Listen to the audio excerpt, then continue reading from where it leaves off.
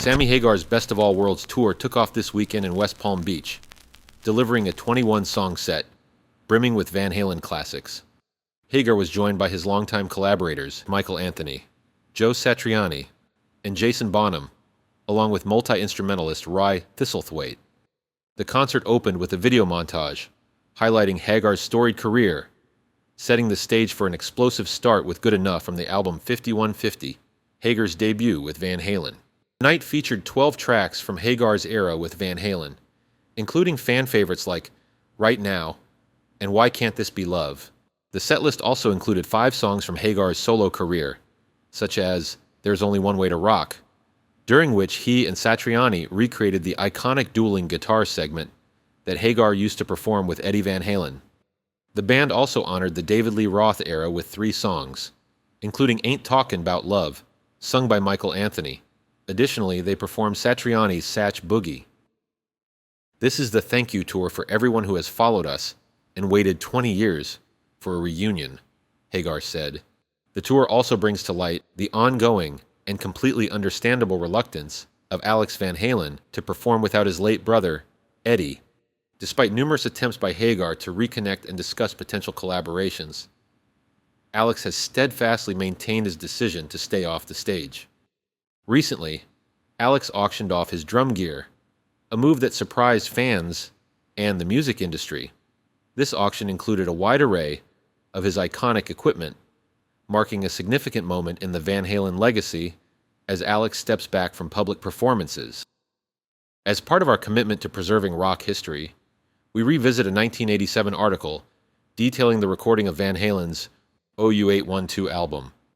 Following the success of 5150, the band was eager to continue their momentum.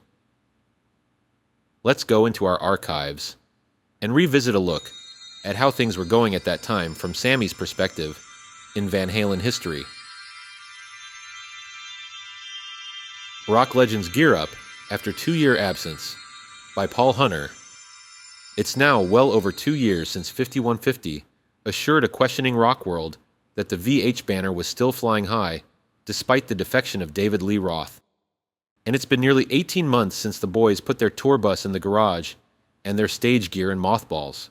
But the last year and a half has been far from a quiet time for Van Halen, with vocalist Sammy Hagar having released his recent solo LP, and Edward and Alex Van Halen having spent a much publicized period in the Betty Ford Rehabilitation Clinic. The boys in the band haven't exactly been kicking back and enjoying the good life. But all that's about to change. Word from Edward's home studio is that the next Van Halen album is underway, and that it kicks ass. If all goes according to plan, the disc should be out no later than April, with a massive tour to follow. Hagar feels this upcoming venture may well put the triple platinum 5150 to shame.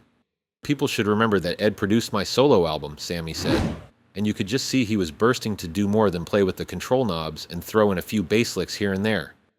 He wanted to play guitar on my album so badly, he almost was begging me at times. But I just said to him, "Hey man, save it for the next Van Halen record," and you could see him mentally jotting down ideas. I think working on my album really inspired Ed to get back into the studio. I don't know how long it might have taken if I hadn't gotten his creative juices flowing a bit. You know, there's a lot of pressure on us with this album. We have a lot to live up to. The last record went to #1, and we wouldn't want to follow it with anything that wasn't every bit as good and maybe even better. Last time, we got everything done on sheer energy. After what the guys went through with Roth, when they found me, there was an instant love affair that ended up creating a lot of momentum as well as some incredible music. This time we've got to take it a little more carefully. We waited till the time was right to record again, until everyone had gotten other projects out of their systems and were ready to put everything into the music. Among the things the band members had to get out of their systems was a fondness for certain aspects of the rock and roll lifestyle. It's been long known that both Edward and Alex shared a love for a more than the occasional drink, and even stronger predilections were sometimes rumored.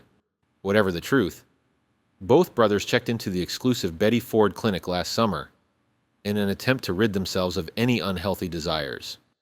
There were a number of reasons they decided to undergo that form of treatment, the source said.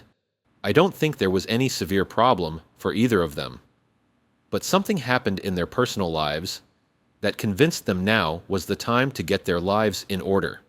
What that something was remains vague, but many believe it was the tragic death of father, Jan Van Halen, last year.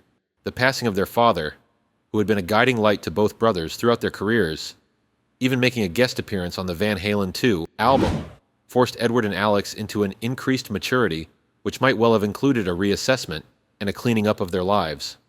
Now, healthier and stronger than ever, the Van Halen rock and roll machine is back at work, cranking out the high-powered sound that has made this group international legends during their decade-long career.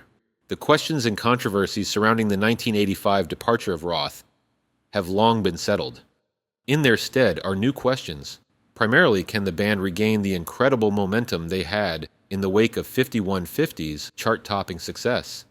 I don't want to put down Van Halen in any way, Hagar said, but I think everyone in the band would agree that there were times in the past when this band went into the studio to record before they were really motivated to do so.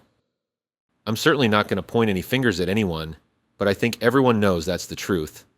We just don't want that to happen this time.